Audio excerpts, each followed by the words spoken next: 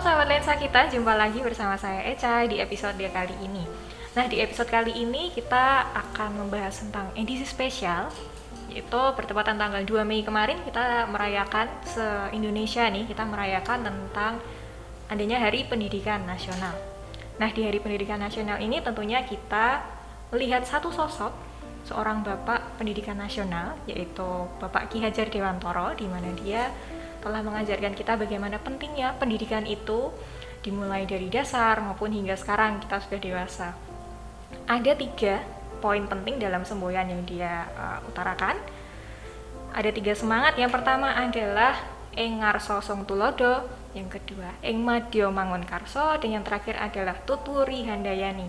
Di mana poin terakhir ini adalah salah satu poin penting yang harus diemban oleh seluruh tenaga pendidik yang ada di Indonesia, yaitu di mana sebagai tenaga pendidik, sebagai seorang guru, sebagai seorang pengajar, mereka harus mendorong para murid-muridnya untuk menjadi lebih baik, untuk menjadi lebih cerdas, lebih pintar, dan tentunya lebih berguna bagi kehidupan berbangsa dan juga bernegara. Untuk itu, sekarang di studio kita sudah ada salah satu bintang tamu dari GKMI Solo juga, yang adalah seorang tenaga pendidik di kelompok permainan kinasih punyanya GKMI Solo ini ya. Ada Ibu Niken. Mari kita sambut Ibu Niken. Selamat datang, Bu. Ya. Sehat-sehat kan, Bu? Puji Tuhan, Puji sehat. Tuhan, sehat. Pada momentum di Hari Pendidikan Nasional kemarin, mengangkat tema serentak bergerak wujudkan merdeka belajar. Dan Kemendikbud juga mengatakan bahwa ini adalah momentum yang tepat untuk melakukan evaluasi dan revitalisasi dalam memaknai amanat konstitusi, yaitu untuk mencerdaskan kehidupan bangsa. Nah, bagi Bu Niken, makna Hari Pendidikan Nasional itu seperti apa, Bu? Makna Hari Pendidikan Nasional bagi saya itu kita mengingat kembali perjuangan Bapak Pendidikan Nasional Indonesia, Ki Hajar Dewantoro, bahwa pendidikan bukan hanya untuk kaum tertentu saja, seperti halnya dulu beliau mendirikan taman siswa, bahwa pendidikan juga untuk kalangan pribumi, bukan hanya untuk orang-orang Belanda atau kalangan priai. Dan itu juga menjadi evaluasi kita pada saat ini. Apakah pendidikan yang ada saat ini juga sudah dinikmati oleh semua kalangan, termasuk kualitas pendidikan itu sendiri, tanpa memandang status sosial tertentu dari orang tersebut. Yang kedua adalah bahwa pendidikan itu harus memerdekakan manusia itu sendiri. Ini kembali kepada kuasa dari pendidikan itu sendiri. Jadi ada 3, bahwa pendidikan harus bisa memerdekakan orang dari kebodohan. Itu bukan hanya sekedar orang bisa baca tulis seperti itu, tidak, tetapi lebih daripada itu, bahwa pendidikan juga merupakan suatu sarana untuk membuat orang cerdas di dalam berpikir, tangkas di dalam menanggapi masalah, dia kreatif di dalam memecahkan masalah.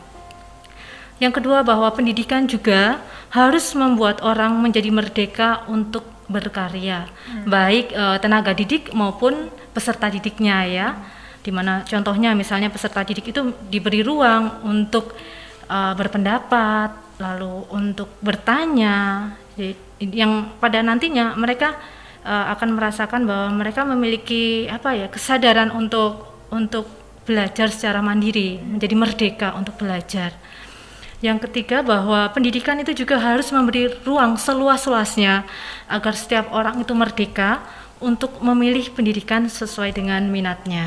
Nah, kalau seandainya ketiga hal itu terlaksana, maka pendidikan dapat memperkuat persatuan dan kesatuan Indonesia, menciptakan manusia unggul yang nantinya dapat bersaing di kancah global ya.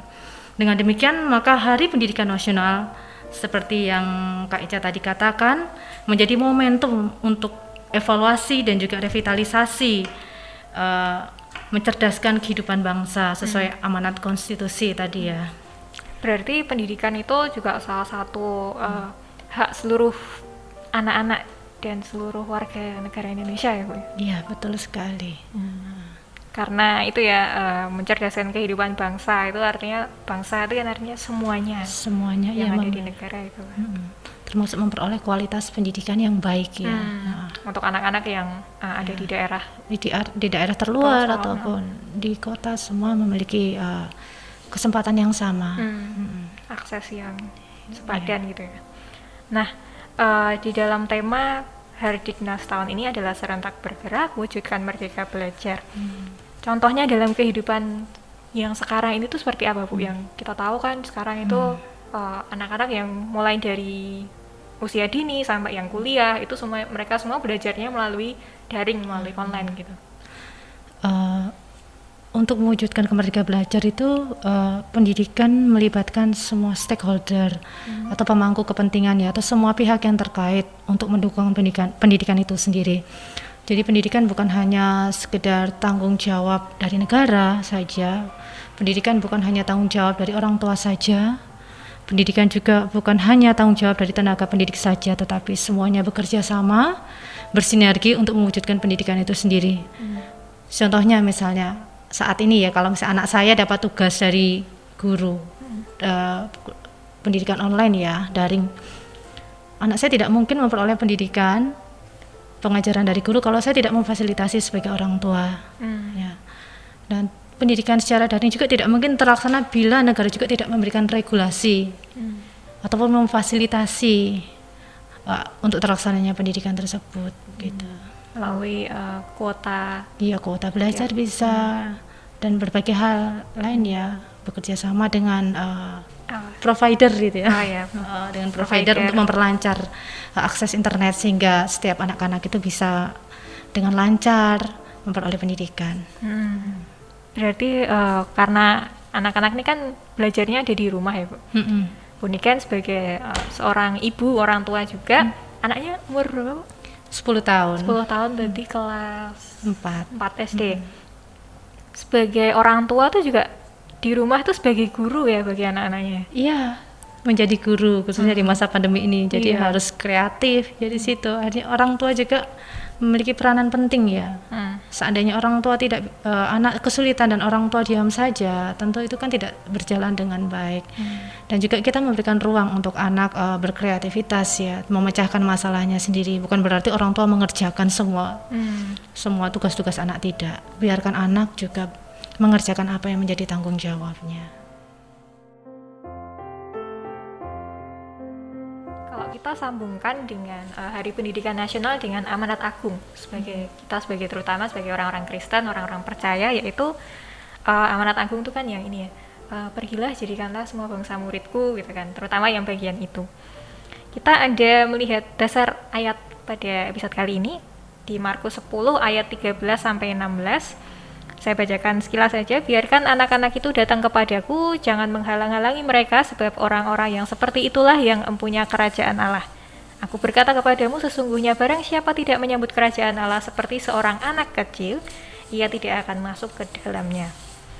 Apakah sosok Yesus di dalam ayat ini itu mencerminkan bagaimana Yesus itu memberikan ketulusan dalam mengasihi anak-anak dan juga memberkati mereka?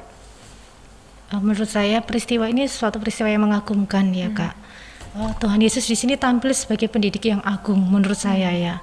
Karena saat itu kita tahu bahwa secara sosial anak-anak itu tidak diperhitungkan atau menjadi kelompok yang tidak berdaya untuk menerima pengajaran. Sehingga saat mereka datang kepada Tuhan Yesus, maka murid-muridnya menganggap mereka dalam tanda kutip sebagai pengganggu ya. Lalu bisa jadi orang yang mengikut Tuhan Yesus saat itu adalah dari kalangan menengah bawah, bisa jadi. Tuhan Yesus mau menerima anak mereka tanpa melihat strata sosial mereka. Mungkin ceritanya akan berbeda ketika yang datang itu anak-anak pejabat ataupun anak raja. Mungkin murid Tuhan Yesus responnya akan menerima mereka ya. Tetapi Tuhan Yesus di sini menunjukkan bahwa Dia sebagai pendidik yang agung, Dia menerima, Dia memeluk, Dia memberkati, bahkan memfasilitasi mereka untuk memperoleh pengajaran. Ya.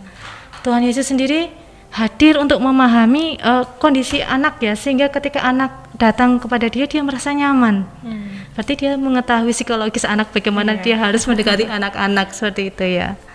Dan juga mengubah menjadi dari yang tidak berdaya menjadi berdaya. Yang tadinya menjadi pengganggu, tetapi di akhir cerita dikatakan bahwa kita harus belajar dari anak-anak kecil. Orang-orang yang dewasa tadi belajar dari anak-anak kecil, berarti Tuhan Yesus itu mengubah mereka dari itu tadi ya, dari yang tidak berdaya menjadi sesuatu yang berdaya. Karena emang di masyarakat Kayak contohnya sampai sekarang ini ya Bu ya, Iya. orang kan pasti apa sih anak kecil, kalian tuh Iya. tahu apa? Ya, betul. Misalnya nih Yesus masih ada nih misalnya sekarang, mereka datang gitu, kamu jangan ganggu guru ini, kamu nanti itu mainan di sana gitu ya. Tapi Yesus mau merangkul mereka. Jadi semua orang punya ini ya kesempatan Iya. tanpa dibatasi oleh usia untuk Betul. menerima pengajaran. Setuju. Nah, bagaimana cara kita untuk meneladani ketulusan Yesus ini dalam mengasihi anak-anak nih? Sekaligus menjadi berkat bagi mereka, terutama Bu Niken ini sebagai tenaga pendidik di kelompok bermain nih, yang notabene anak-anak usia berapa? 2 sampai 4 tahun. 2 sampai 4 tahun ya, masih kecil-kecil. Itu seperti apa? Yang pertama yaitu tentang penerimaan ya. Kita harus menerima anak itu untuk kita didik apapun latar belakang mereka ya, tanpa melihat kedekatan sosial, dia saudara saya atau teman saya, tanpa melihat anak itu dari keluarga mana. Kita harus menerima mereka dengan terbuka, dengan penuh ketulusan, bahwa mereka layak untuk menerima pengajaran atau pendidikan. Yang kedua yaitu ketika kita mendidik mereka, kita harus mendidik dengan kasih, dengan kelembutan, memahami bahasa mereka. Seperti tadi halnya Tuhan Yesus, dia bisa bersama dengan anak-anak. Kalau Tuhan tidak menguasai bahasa anak-anak, mungkin anak-anak akan bingung ketika dia mengajar. Seperti itu. Keterbukaan gitu ya. Iya, memahami bahasa anak itu perlu ketika kita mengajari anak-anak. Betul. Kalau kita dengan bahasa dewasa, anak-anak mungkin akan melongo ya. Apa itu? Ya, seperti itu. Dan juga sebagai seorang pendidik tidak mudah menyerah dengan peristiwa murid-murid mengatakan bahwa anak ini sebagai pengganggu ya, tetapi Tuhan Yesus tidak langsung mengiyakan apa yang murid-murid katakan. Justru itu sebagai sebuah tantangan, dia justru menerima anak-anak itu dan juga mengajar mereka dengan penuh ketulusan. Jadi tidak mudah menyerah untuk mengatasi masalah-masalah yang ada yang muncul ketika pengajaran itu dilaksanakan. Nah, masih ada hubungannya dengan Bu Niken yang seorang guru di KB Kinasih, Bu. Karena KB Kinasih ini kan anak-anaknya masih usia dini ya, 2 sampai 4 tahun. Bagaimana sih cara mengajarkan kepada mereka, terutama ya, karena mereka mungkin masih belum memahami nih bahasa Alkitab itu seperti apa gitu. Bagaimana cara mengajarkan mereka tentang Injil Kristus? Bahasa yang tepat itu apa sih? Seperti apa sih untuk mereka gitu, supaya visi pembinaan anak gitu dan juga visi pemerintah yang serentak bergerak wujudkan Merdeka Belajar itu dapat tercapai dengan maksimal. Sebenarnya bukan yang paling tepat ya, karena cara itu kan dinamis ya, artinya kita mencari terobosan, mungkin ini kurang pas, kita mencari cara yang lain. Tapi saya mencoba untuk mengungkapkan apa yang selama ini dilakukan oleh KB Kinasih ya. Yang pertama jelas di dalam kurikulum pembelajaran itu sendiri kita mengutamakan yang menjadi kebutuhan anak. Di masa 2 sampai 4 tahun itu anak bermain. Jadi bermain untuk belajar. Ya, bermain seperti sambil itu. belajar.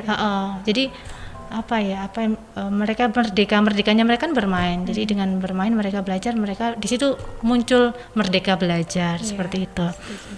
Bila terkait dengan misi gereja ya untuk mewartakan Kristus, bahwa di dalam kegiatan KB Kinasih yang kita kerjakan itu juga ada pembiasaan, ada juga penyampaian materi. Lewat pembiasaan atau penyampaian materi kita memperkenalkan Tuhan. Misalnya ketika anak diajak berdoa, kan kita mengenalkan Tuhan Yesus di sana. Ada materi-materi khusus ketika kita mengucap syukur atas ciptaan Tuhan. Di sana juga kita bisa memperkenalkan Tuhan Yesus yang penuh kasih, seperti itu. Sebagai pengajar kita juga harus terus belajar ya untuk seperti tadi mencari terobosan. Karena cara itu menurut saya dinamis ya. Mungkin cara ini kurang efektif, kita mencari cara yang lain. Jadi kita sebagai pengajar yang terus belajar untuk memahami anak-anak, mencari metode-metode yang tepat untuk mereka, untuk kita mengajarkan, untuk mereka menerima pengajar, dan juga misi dari pemberitaan Injil itu juga bisa sampai kepada mereka. Ada bedanya nggak Bu ketika mengabarkan, ketika melakukan misi terutama di visi itu, adakah bedanya sebelum dan setelah pandemi ini? Selain dari caranya, visinya ya. Kalau pandemi itu menurut saya ya bukan hanya anaknya saja, karena ketika memperlihatkan video, kita lewat video pembelajaran misalnya orang tuanya juga kan mereka juga akan mendampingi anaknya untuk belajar dan mereka juga akan melihat apa yang diajarkan oleh guru-guru KB Kinasi. Di sana juga mereka bisa mendengarkan pewartaan tentang Tuhan lewat video pembelajaran. Jadi bukan hanya anaknya saja tapi orang tuanya juga di situ ada. Nah, lalu ketika kita melihat situasi sekarang ya Bu ya, di tengah pandemi ini, apakah misi untuk memberitakan Injil melalui pembinaan anak di KB Kinasi ini mengalami perubahan? Misalnya yang dulu anak-anak pada sekolah di gereja, ketika sekarang pandemi mereka sekolah di rumah dengan orang tuanya. Kalau misinya masih sampai kepada anak ya, artinya lewat video pembelajaran kita menceritakan tentang Tuhan Yesus melalui video pembelajaran itu ada dan dilihat oleh anak-anak. Dan juga kita seandainya ada yang tidak melihat video pembelajaran kan kita ada materi tertulis, materi stimulasi di sana juga. Di dalamnya juga kita memperkenalkan tentang Tuhan Yesus. Berubahnya adalah bahwa orang tua mengambil peranan penting. Jadi misi itu juga sampai kepada orang tua karena orang tua belajar dulu untuk mengajarkan kepada anaknya seperti itu. Berarti perbedaannya dulu orang tua kan nggak ikut mendampingi kalau di sekolah. Sekarang mereka terlibat aktif untuk sebagai pengajar bagi anak-anaknya, sebagai teladan bagi anak-anaknya. Dan mereka juga selain mereka mendengarkan tentang Kristus lewat video pembelajaran atau membaca mengenal Kristus lewat materi yang sudah diberikan, materi stimulasi. Mereka juga menjadi pembawa berita itu kepada anak-anak mereka sendiri. Harapannya. Ya, tadi kita sudah berbicara tentang berbagai macam hal tentang Hari Pendidikan Nasional, khususnya dalam sudut pandang Buniken sebagai tenaga pendidik di kelompok bermain Kinasi, di mana melalui tema Hari Pendidikan Nasional tahun ini, semua orang rakyat Indonesia ini memiliki hak untuk bagaimana mereka mengemban pendidikan mereka bebas untuk belajar apapun yang mereka inginkan, apapun yang mereka sukai. Terima kasih juga untuk Buniken yang sudah menyempatkan hadir dan ikut berproses bersama Bu dengan kami. Bagaimana Bu perasaannya Bu? Ya, grogi tapi menyenangkan juga. Menyenangkan. Terima kasih juga untuk sahabat lensa kita yang sudah setia menonton dan mendengarkan dari awal sampai akhir. Tetap ikuti protokol kesehatan, pakai masker, mencuci tangan, dan juga berjaga jarak. Terus apa lagi Bu? Menjauhi kerumunan dan tetap berada di rumah ya. Setuju. Terima kasih, sampai jumpa di episode selanjutnya dan Tuhan Yesus memberkati.